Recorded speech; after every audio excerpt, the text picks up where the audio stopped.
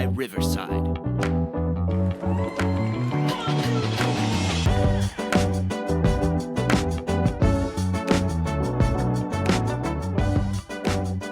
Hello, and welcome into the Sad Fan, where we talk about the good, the bad, and everything that made you sad.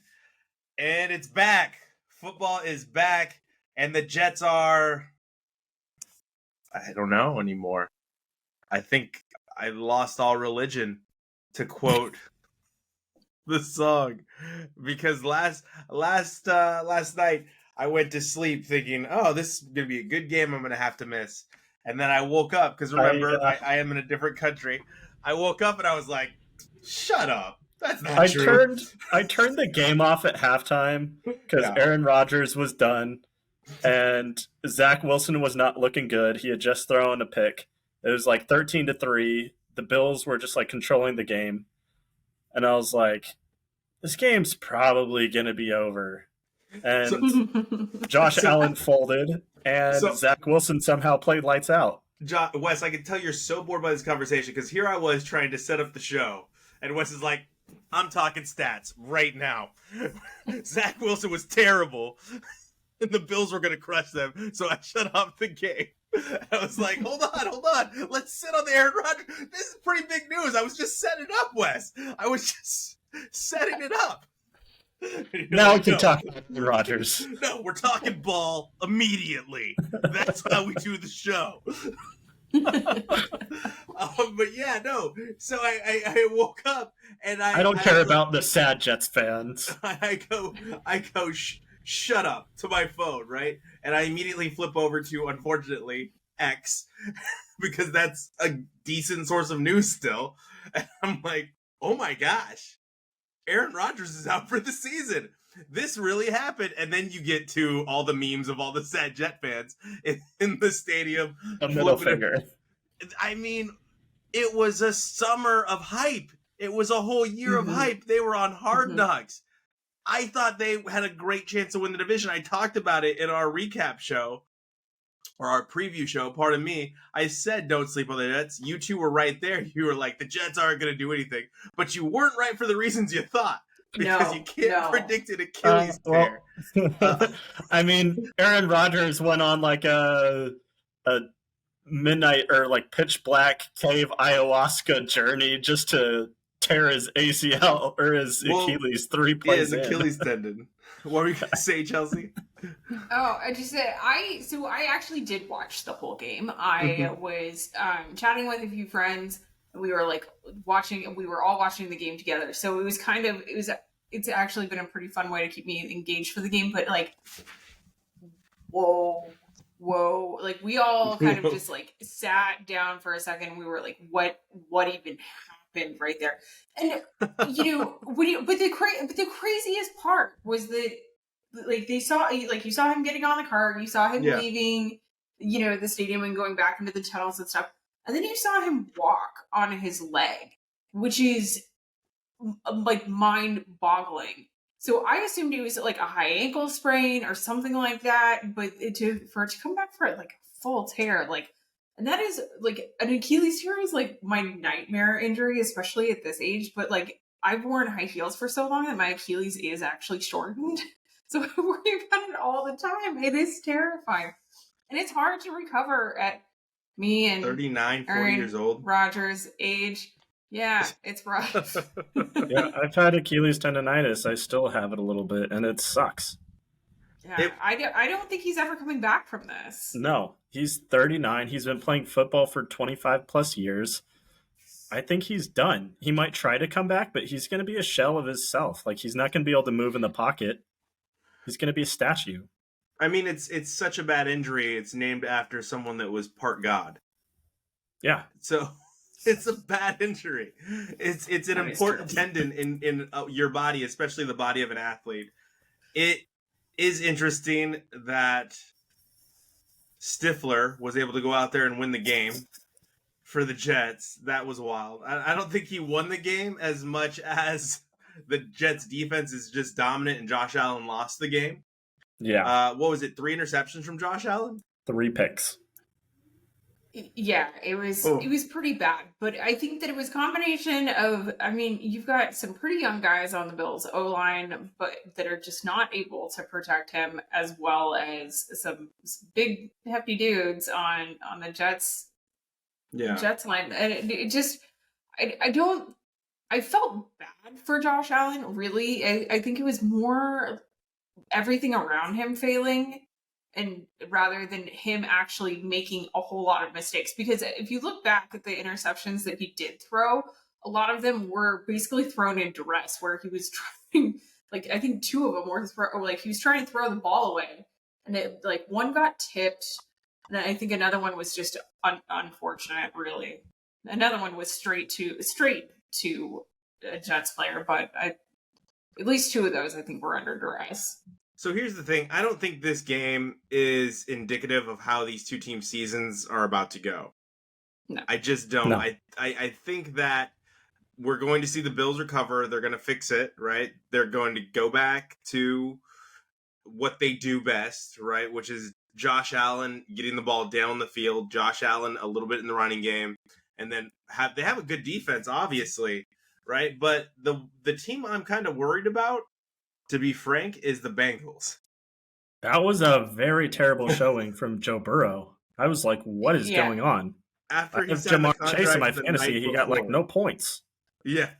Yes. 5 points, right?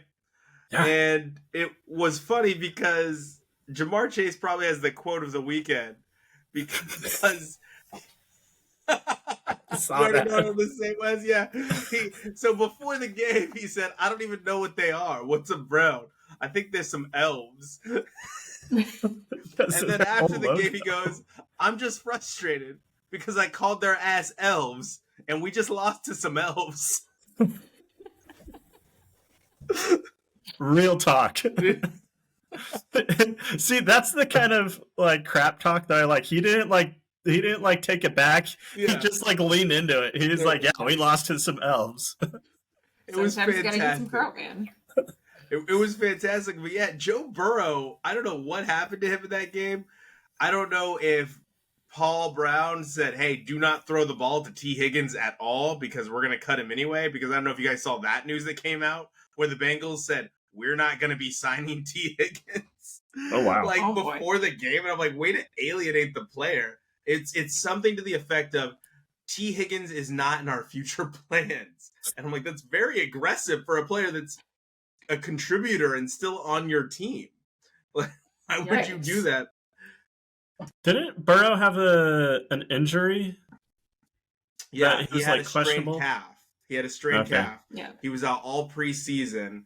And my worry was that could be the Achilles because of what happened to Kevin Durant when he had the strained calf. And then he went in and played and then tore his Achilles. So, yeah, he was injured leading into it.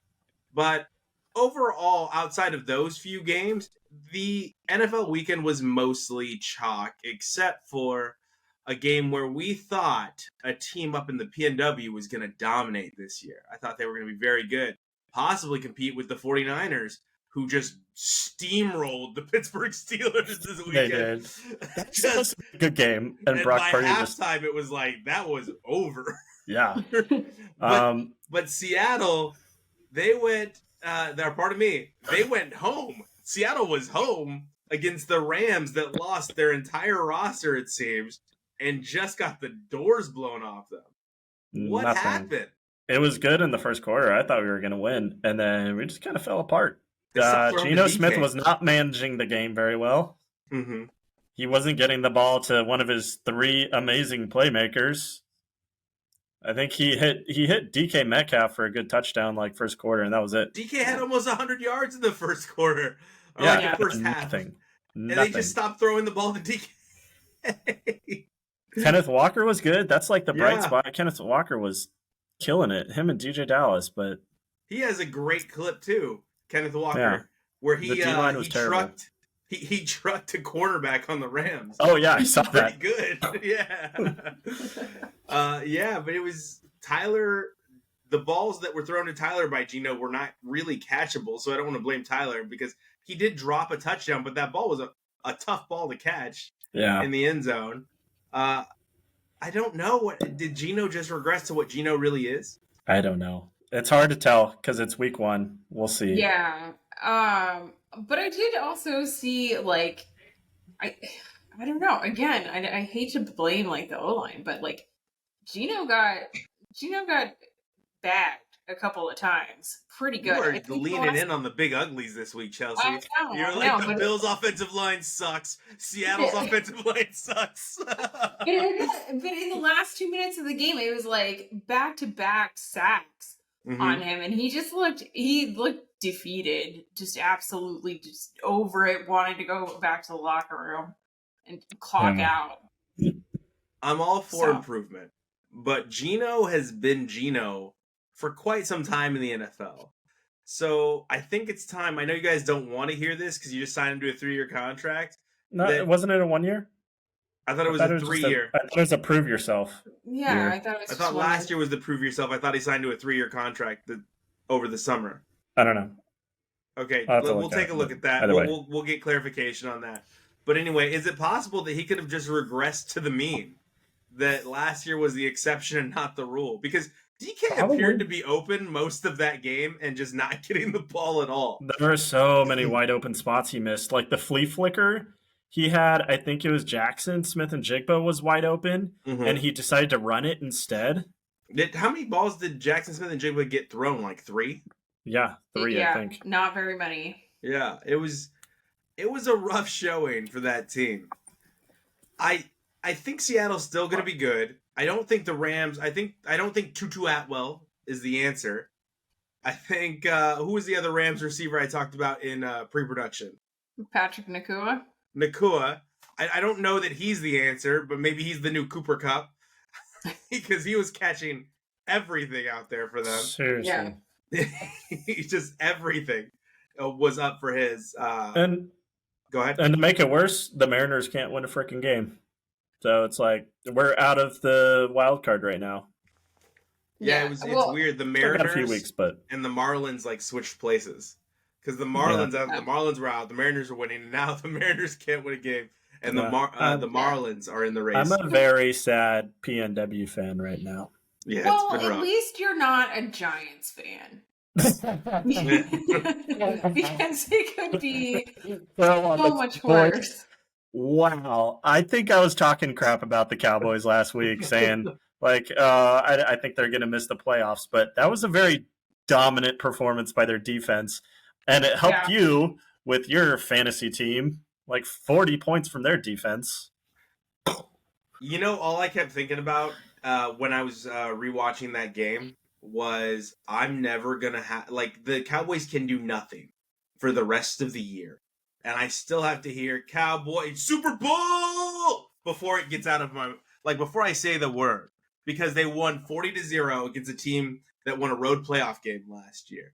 And I was just dreading that aspect of things is I don't want to listen to Cowboys fans all year.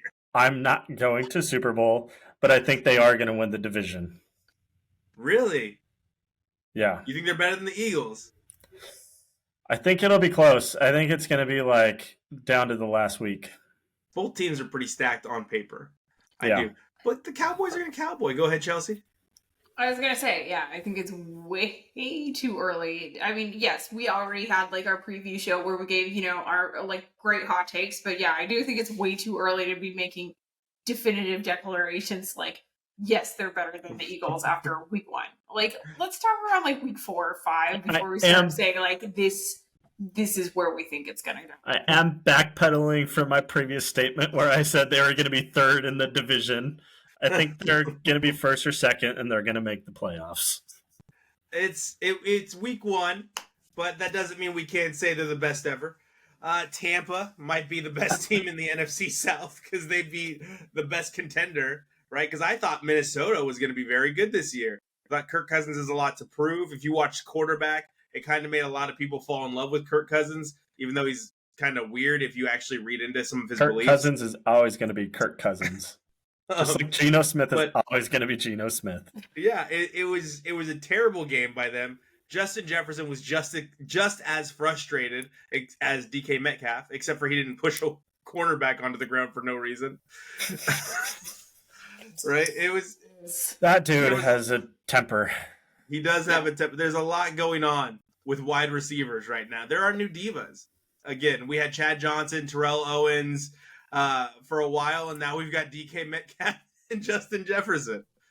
But that was the big upset of the weekend, except for what you guys would consider an upset, which was Texas marching into Alabama and rolling the Tide, because they put it on Alabama this weekend.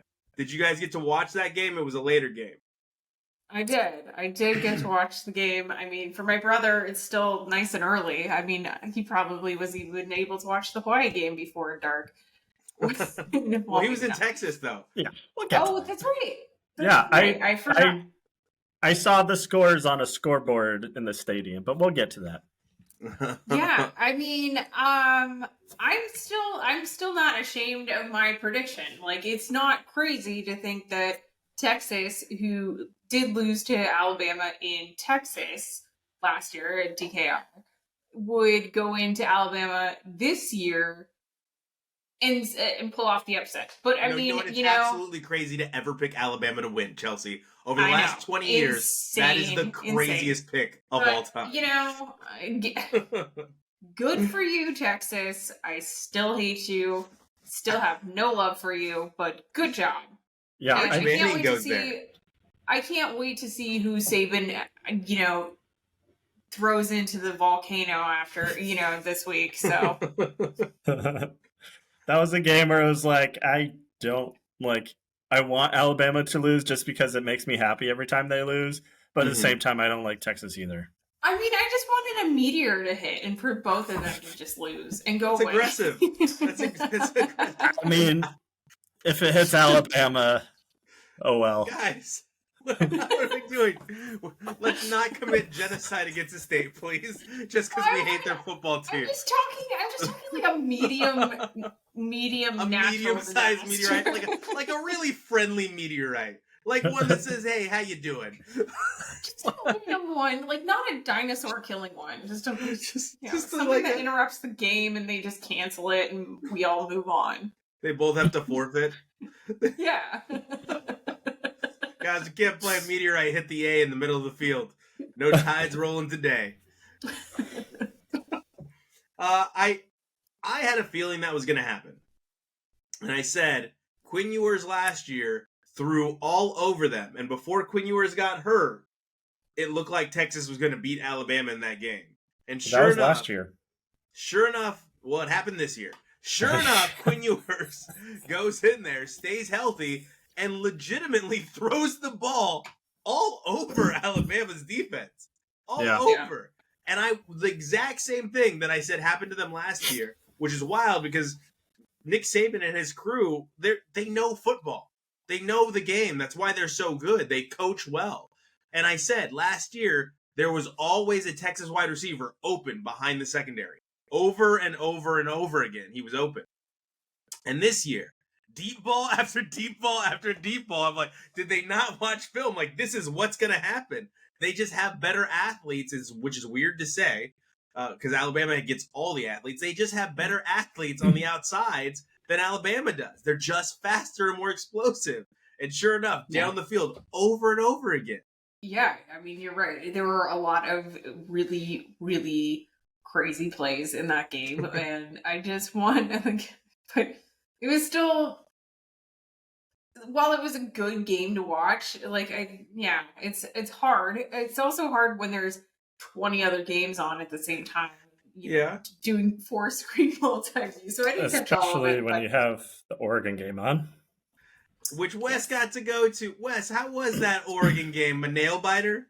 So first off, I'll start by saying it was really freaking hot there. It was over 100 degrees. But the stadium is really cool. The people there are awesome. I didn't have a single bad interaction except for maybe a couple drunk students, but it's like you're going to get that anywhere. Everyone was super hospitable.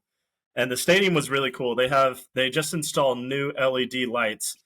And so during halftime, it was dark. And so they flashed red. All the LEDs were red. And the whole stadium was just like bathed in red.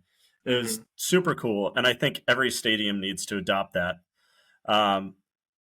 We pulled off the upset, they almost I pulled don't off think it the was an upset. upset. We pulled off the comeback. We pulled off the comeback. Yeah. It shouldn't have been a comeback, but I never doubted. I knew we were going to come back. Never doubted. Nose to the it was- grindstone. yeah. I always had faith. My buddy's a Texas Tech fan, and he was pretty sad at the end. I think we both got very intoxicated. I hung out with a couple Tech fans after the game.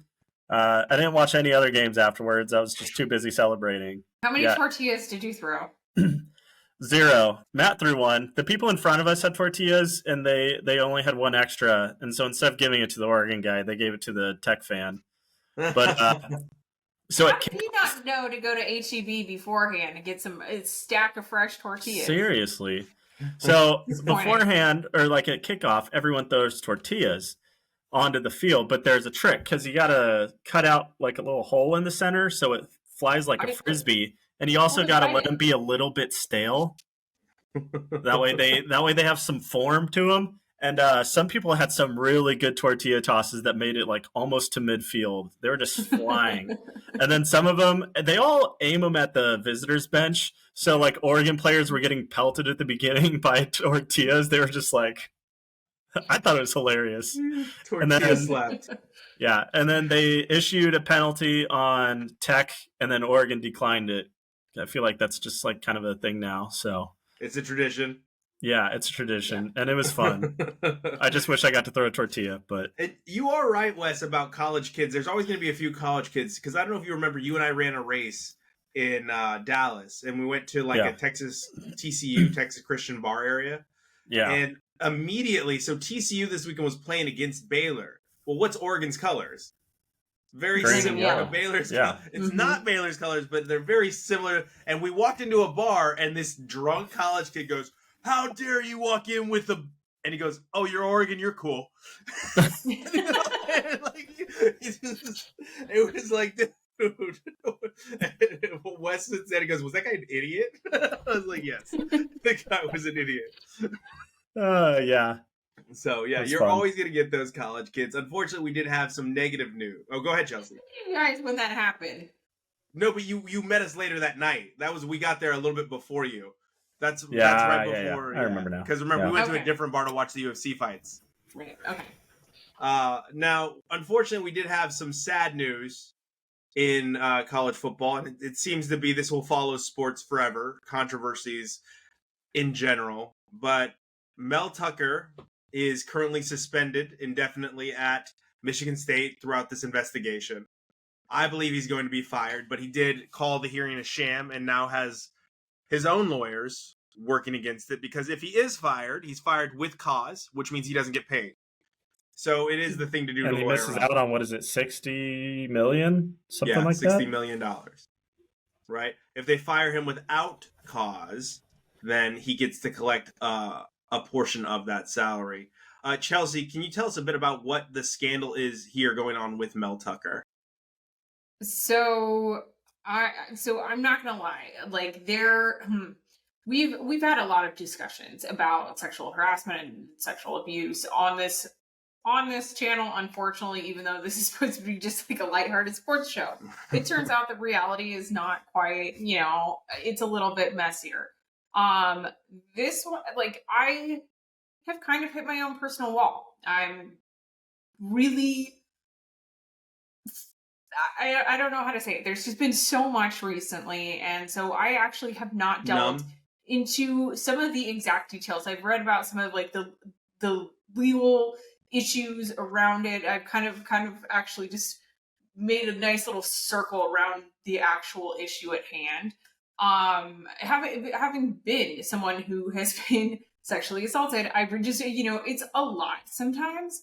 And, I am really, really frustrated with the process of this.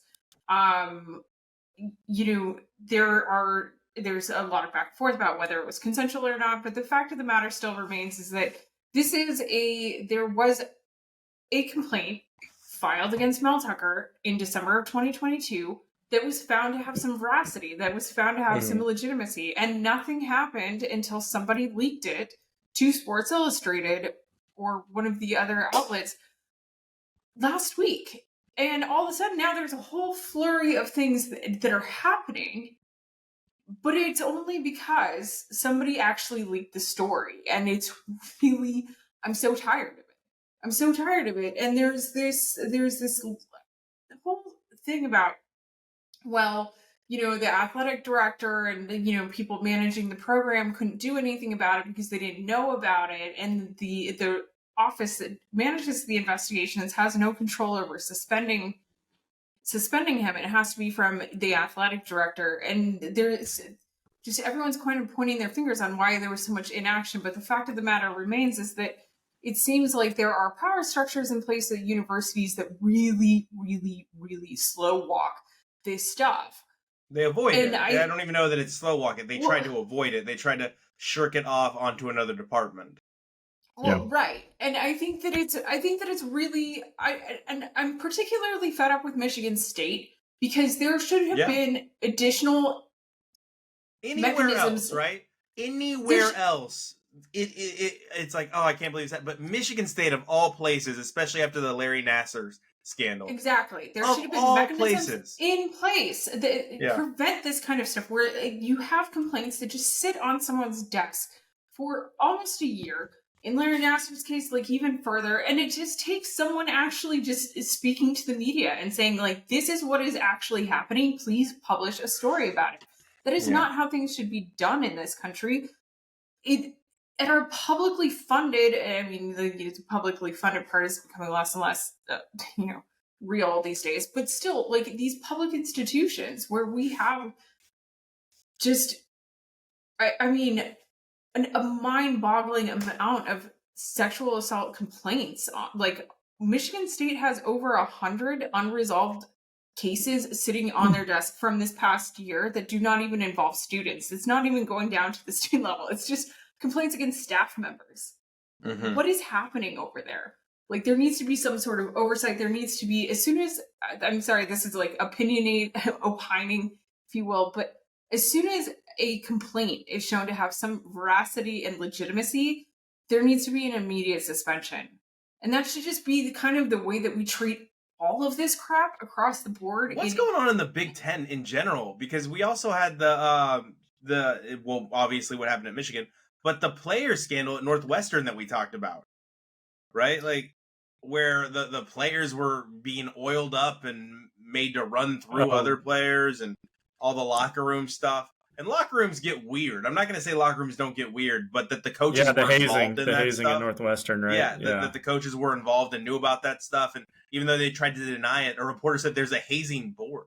Like you have a board for hazing, right? So what's going on there? And obviously this is significantly more serious. And you're right, there needs to be a suspension immediately. But this situation's only going to be in the news for a longer amount of time than expected. It's going to be in the news for a while now, especially now that Mel Tucker has lawyered up. His lawyers released a statement. He's saying he has evidence to the contrary of what's going on. But let's not mix this up. What Chelsea's saying is absolutely true. The initial report was filed over a year ago, or right around a year ago. December 2022. Last year. Yeah. So why now? Why now? Exactly. So hopefully we have more news coming out, and we're going to be able to speak to this more intelligently. Mel Tucker has admitted to some things, but he has said that they were consensual. We will see if the receipts to back those statements up come out. But right now, I want to leave this story in the dust until we find out more information. I want to talk about something a little bit happier. Someone by the name of Coco Gauff. I had to end what we were talking about earlier than I'd like to a second ago, because I'd rather talk about Coco Gauff to end the show than that individual. So Coco Gauff, I think the cutest thing that came out of this, obviously she came back from one set down and she made a comeback victory and she dominated and then collapsed in her win, right? First teenager since Serena Williams to win the US Open. But the cutest thing to come out of this was the video that they have of Coco Gauff as a little girl at the US Open. Yeah. Did you guys see that? Yeah. That was the best. Yeah, that was the best. Adorable. Like she's like 8 or 9 years old. Yeah. Yeah. and she's just screaming her heart out, so excited to be at the US Open. And then they have her, like, they have it juxtaposed with her actually winning. It was a really touching video. We've talked about Coco Gauff doing big things before and how exciting it is. You know, she was at Serena's last game. Like, she's next. She's got next. And I love that she talks. I love that she talks too. Did you hear her acceptance speech? Shout out to my haters. What did she say? You thought you were pouring water on my flames, but you were really pouring gasoline? Yeah. I mean, that was Gen Z. Yeah. No, I mean, she's got the social media angles covered. She made like a little TikTok like of her in a Barbie pink suit and singing to Nicki Minaj's Barbie song. Like, I don't know. I love everything about her energy. I can't wait to see her play even more. And I mean, if you missed it because you were watching football, you're lost. I mean, I had all the games up. I still had a dedicated window for her game because it was awesome. I was flipping back and forth because something just told me she was going to win. I don't know what it was, but I was like, I just have a feeling like this is too big of a story for her to lose. Like, she's got to win. Yeah. Right. And Wes, I know you made the joke, those Gen Zers, but she did a TikTok that would be right after your own heart, Wes. Right after your own heart. Because you know what song she used in the TikTok? What? All I Do Is Win by T-Pain. Do is win, no matter what. And I do want to say one more. I do want to say one more thing, kind of like on a little bit more serious note, is that I feel so bad for Sabalenka. Like, she held herself with such composure on the court. Thought she was walking into a private area, destroyed her racket. She was clearly frustrated with herself. Yeah. And, you know, in shambles. But the fact that like security camera footage was released, it just sucks. And it shouldn't really say anything about her. She thought she was alone. Like, let's just let a woman like vent for once. Because I mean, you know, if you saw a guy doing that, like, I don't know. I was gonna say, we've seen Djokovic do it and Nadal do it right on the court, like right on the court. But she was so kind and so gracious on the court. They hugged each other. They had a couple words, you know, and everything was good. And then, yeah, I think it's really frustrating. You just lost the Grand Slam championship. Like, and $2.5 million. You have absolute every right to be frustrated in that. Like, I'm sorry. Yeah. Like, I've seen men destroy video game controllers over a video game that has no stake. Right. Okay. Like she has every right to be frustrated. But I didn't take that video as a negative. I thought that was a positive. Like, yeah, you'll get her next time. I hope not, because USA. But you'll get her next time. Tennis is an aggressive sport where we constantly see people shoot to the top and then fall back down. Sloane Stephens won the U.S. Open years ago, and I thought she was going to be one of the greats.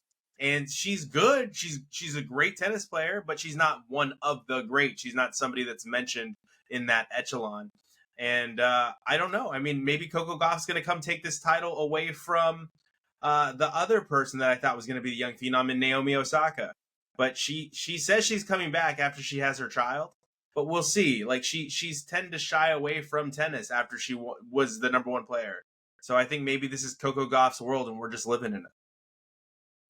Maybe. Yeah, no, I mean, and I feel like it's harder than ever to be famous and to have, because all of your criticism, all of your haters, well, that too, but it's just right there in your face on your social media. You can't avoid it. You can't hide from it. And it's gotta be rough, especially when you publicly admitted to going through some mental health struggles while trying to cope with being this famous and this talked about. Yeah. So I hope she has success though. Hats off to Coco. We'll see if this can continue. She is now I think she's gonna go to number 3. Is that what it was? She's now the number 3 player in the world from number 6. So good for her. Only good things in her future. She is a teenager, like I said. We are going to sign off for the day. As always, you can reach us at the SadFan Podcast Network. You can find us at the SadFan Cast. You can find us at the SadFan 12. We are on literally all the things at this point. Well, we're not on Threads yet, but we'll work on that. Thank you so much for tuning in each and every week. We appreciate you. And this one's for our haters.